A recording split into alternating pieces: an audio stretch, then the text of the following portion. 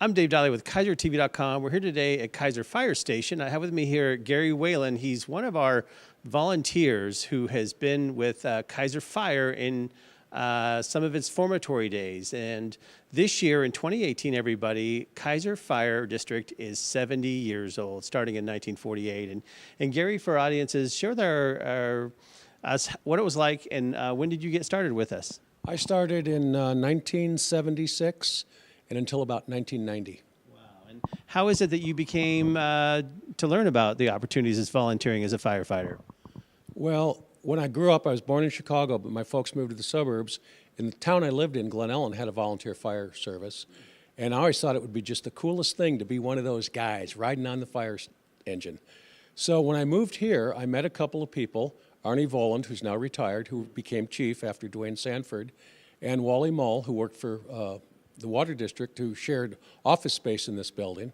And we became friends, and they encouraged me to join up. And I thought, well, yeah, what a cool thing. So with my wife's support, I said yes, and I came on. It was a great experience. Wow. And share with our audiences some of the camaraderie you had with those instructors and the paid staff, and actually being a part of Keizer Fire's improvement of technology over the years and be able to get newer equipment over that span, and share with us some great stories you remember. Well, it doesn't seem like very high technology compared to what they have today, but when I came on the department, there were a number of older guys who are now my age, or my age now, and some of them still weren't even wearing breathing apparatus, respirators, and you were kind of looked down at as you weren't very manly if you needed to use one of those things. But it was all in good spirit. And the people that were the leaders at that time, Dwayne Sanford, Jim Nightingale, Sam Orcutt, just to name a few of them, were just selfless, great mentors to young people like myself who wanted to be part of the community and contribute to the community. Wow. They were very encouraging, very positive, and they were always very, very conscious of keeping us safe because they wanted us to go home to our families after a fire. Yeah. And at that point in time, it was mostly fires because Keizer Fire District, as well as fire services nationwide, were just sort of entering. It was the dawn of emergency medical services.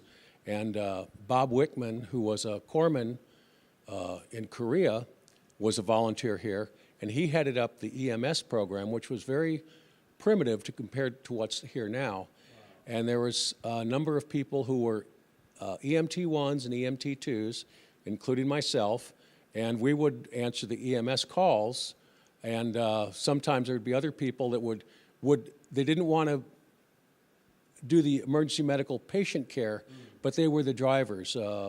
Wally Mull, Dave Bauer, they were like the designated drivers. But we did not transport anybody. The transport was handled on a relationship with Salem Fire. Wow. So, and the collaborations with all the first responders, police, it seems like there's always been a great collaboration working together for serving the community. Absolutely. One of the things that I really cherish about being part of the fire service is the camaraderie, the brotherhood, now / sisterhood, because when I came here, it was all males. I'd been here for several years, and then Sandy Morrison became the first woman firefighter, followed by Chris Madison and Michelle Snook. I think they were the first 3 females on the department. So, yeah, there's a great fraternity of brotherhood, of trust, of just taking care of one another, and the relationships that last a lifetime. Wow. You know, there's people that I met, I go back, it's, 45 plus years ago when I first came here, and I still have an ongoing relationship with a lot of those guys, and it'll last my entire life. Wow. Well, we want to just say thank you from our community, Garry, to all of those times. It wasn't always convenient. You had to do trainings on off days. So we just want to say and make you and your wife and an extended family, because it takes a support system for every first responder to receive you on tough days and live with you and recover from those tough experiences, that the unfortunate circumstances of firefighting is resulting in drastic conditions many times. And it's usually those family members around you, that support system, that bolster you up and support you and get you ready. And we just want to express to yourself and those that you call family, please express them thank you. It's not always acknowledged, the support that they give you, but we appreciate it. And Keizer Fire today is what it is because of you volunteers, and we want to say thank you. And we also want everyone to know that in May there is going to be an open house here at the fire station. And Garry, can you share with our audiences how that's going to come to be?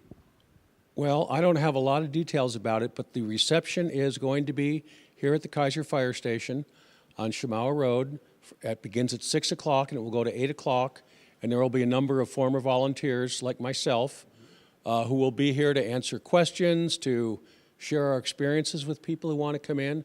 And we would encourage the whole community to come in, because while the fire service is very different today with 5,000 calls than it was when I was here, and we had 300 and 400 a year.